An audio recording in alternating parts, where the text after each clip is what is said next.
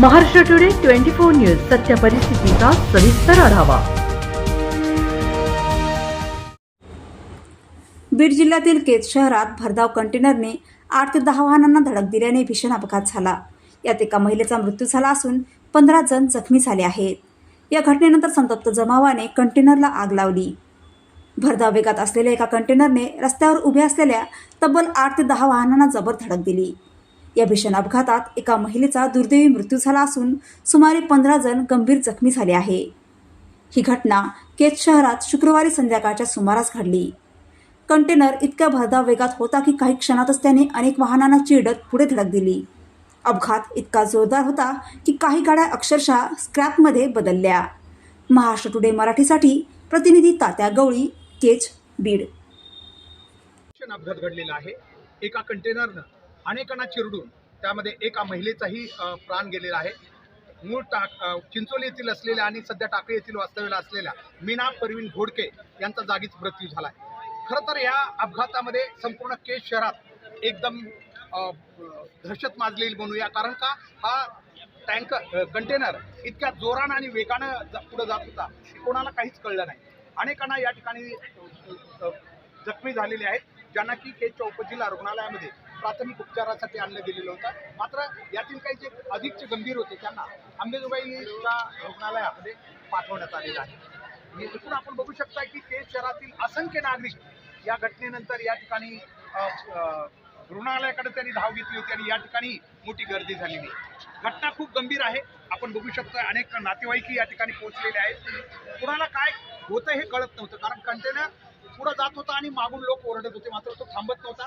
कदाचित तो नशेच असावा अशी शक्यता आहे। मात्र पुढे गेल्यानंतर पुढेही अनेकांना जवळजवळ चंदन सावरगाव इथं म्हणा किंवा अलीकडच्या भागातही या कंटेनरनं अनेकांना उडवलेलं आहे, चिरडलेलं आहे। मात्र त्याच्यानंतर या कंटेनरचा इशू कोडगाव पोलिसांनी पाठलाग करून लोखंडी सावरगावच्या फाट्यावर त्या ठिकाणी हा कंटेनर पलटी झाल्याचं कळतंय। त्यानंतर पोलिसांनी त्या कंटेनरच्या ड्रायव्हरला ताब्यात घेण्याचा प्रयत्न केला, मात्र तो त्यापूर्वीच पळून गेल्याचंही या ठिकाणी प्राथमिक सांगितलं जाते।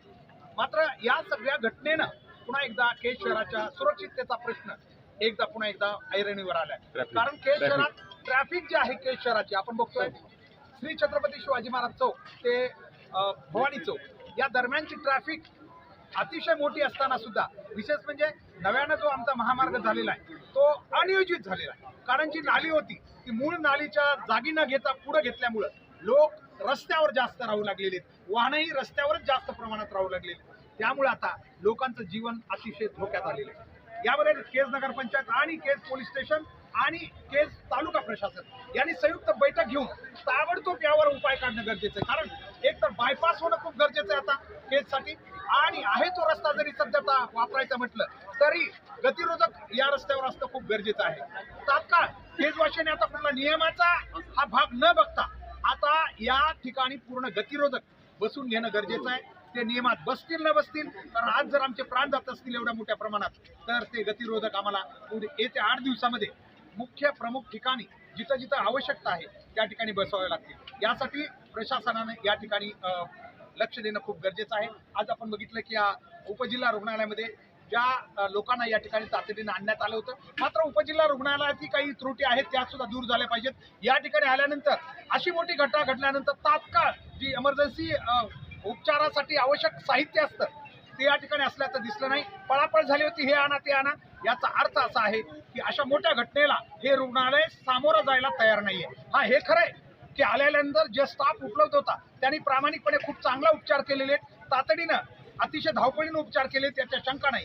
मात्र अशी अप्रिय घटना घडल्यानंतर, मोठी घटना घडल्यानंतर जी तर व्यवस्था पाहिजे केज सारख्या तालुक्याच्या ठिकाणी ती तर नाही, हे मात्र प्राथमिक दृष्ट्या इथं आपल्याला दिसलंय। कारण आल्यानंतर फक्त ठीक आहे नातेवाईक वगैरे नाही, गोंधळ थोडा आपापल्या नातेवाईकांना भेटण्यासाठी केला होता, मात्र त्यात या ठिकाणची रुग्णालयाची अवस्था सुद्धा रेफरचं प्रमाण एरवी बी खूप मोठं आहे, ते बी कमी करणं गरजेचं आहे। जवळजवळ 70% अधिक पेशंट अंबेजोगाईला रेफर केले जातात, हेही थोडं कुठंतरी थांबवलं पाहिजे। अनेक मोठमोठ्या मशीन या ठिकाणी आता मिळालेल्या आहेत, त्या केवळ आम्ही ऐकतोय की उद्घाटनाभावी किंवा काही त्याला ऑपरेटर नसल्यामुळे त्या बंद आहेत, हेही आहे।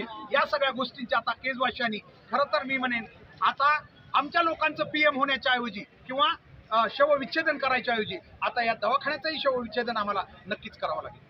सर, या अपघातामध्ये एकूण किती जखमी आहेत आतापर्यंत? या अपघातामध्ये जखमीची संख्या आपल्याला अचूक नाही सांगता येणार, पण किमान 15 पेक्षा अधिक लोक जखमी आहेत. आणि तसं तर असं सांगितलं जातं की नेकनूरहून हा कंटेनर अनेकांना म्हणजे चिरडत आलेला आहे, कुणाला धक्का देत, कुणाला नेमकं आता किती लागले कुणाला हे काही सांगता येणार नाही. मात्र केज शहरातील आत्ताच आपल्याला सांगितलं चिंचोली इथल्या मूळ रहिवासी असलेल्या आणि टाकळीच्या सध्या वास्तव्यास असलेल्या मीना परवीन घोडके यांचा मात्र मृत्यू झाला. ही दुर्दैवी घटना केजला आपल्या घडलेली आहे.